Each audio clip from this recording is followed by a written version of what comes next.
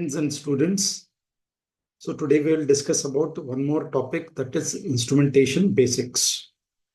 What are the basics of instrumentation? So I will just give you this slide. I will just explain you about the slide instrumentation. We have seen already few things about instrumentation. We have already discussed in previous classes, but some of the new topics which are particularly important for instrumentation that I am going to tell you. So first of all, what is instrumentation? Right? Measurement and control system. Please remember, you can categorize it in two things. That is, one is measurement system and one is control system. Right? Instrumentation engineering. In instrumentation engineering, we focus on configuration and process system. Right? What we do, we metrics and all, we will focus on the configuration and processing system. That is the complete study, we call it instrumentation engineering. Then comes the instrument. Actually, instrument, we have so many times in the previous class we have discussed. Very, very important for the students going for the industry, any type of industry, mechanical industry, automation industry, electrical industry, electronic assembling industry. So instruments, without knowing about instruments, it is very, very difficult to survive in the factory, or you cannot do any work there. So instruments are very, very important. So previous class also we have discussed. Now, what are these things in here? Instruments. These are the devices which are used in measuring or attributes of processing system, which will tell you about the processing system. That's why we use instruments. Correct. Now, we'll go to the next slide. What is the scope of instrumentation? Almost it is used in everywhere. Where information technology, that is IT, electronics and telecommunication, computer engineering, aerospace, avionics, right? Marine biology, metrology, automation. Automation is very important. Mechanical and process instrumentation. For automation, whatever you do, wherever you do, all factories and everywhere, automation is very, very important. And that particularly comes in the topic of instrumentation, right? Then you have biomedical, cryogenic engines, nuclear instrumentation, power instrumentation. So these are the subtopics, or rather scope, where the instrumentation can be studied. Okay, right. Okay, we'll go to the next slide. Very important part of instrumentation is measurement. Okay, what do you measure? You measure pressure, temperature, levels, flow, humidity, speed, motion, position, weight, density, and so many other things you measure, right? So how do you measure all these things? We have to compulsory use measuring instrument for that. And all the measuring instrument, you will have different SI units. That is the measuring unit. For temperature, it is Celsius. It can be negative temperature, positive temperature, or you can take it in Kelvins also, or you can take it in Celsius. So likewise, weight, density, this all will have different units. Now, in this, the second important point is, very, very important point is, you have to study about sensor and transducers, right? So sensor, transducer, transmitter, indicator, display, recorders, data loggers, and data acquisition system.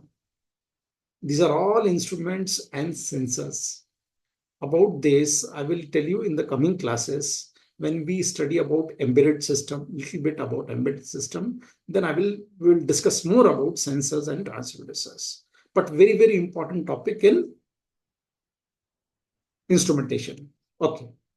Principle of measurement, that we know what is measurement.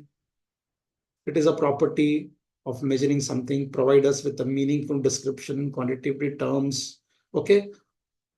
Measurement gives you a number, any value it will give you, so that we call it that as a property of that particular this thing. Okay. So principle of measurement is very, very important. That is how you measure, what are the units, that all things you learn under the principle of measurement, or we call it as. Now you can see this slide. I'm just trying to show it to you. Previously, we have seen other slides. So this is about electrical measuring instruments, mechanical measuring instrument, electronic measuring instrument. When you talk about types of measuring instrument, we can classify them in three: electrical, mechanical, and electronic. So electronic and electrical equipments, we have already seen the meters and all, the multimeter, analog and digital, and other meter, voltmeter, ammeter that we are. In this particular slide, I'm just trying to show you the mechanical measuring instrument so that you will get little idea about what are the mechanical measuring instruments. So vernier calipers, pressure gauge, valves, scales, rulers, right? So different type of measuring instrument you can see in this current picture, especially the mechanical measuring instrument. I'm not showing you the electronic and electrical measuring instrument. Why? Because we already studied about it, and probably in the coming classes, I will show you again when we do the practical, hands-on practicals. Okay, right. So please remember why these topics are important for us. Why? Because this particular topics, whatever I tell you, these are very, very knowledgeable things before going into the industry. That is the reason of making all this small video for you, so that you see, when you learn, you will have a knowledge before going into the industry, really what is happening and what knowledge I should have before going into the industry. Okay. So please share the video with the maximum of the students, and please you also study about the things or not. Okay, we'll come back to the topic.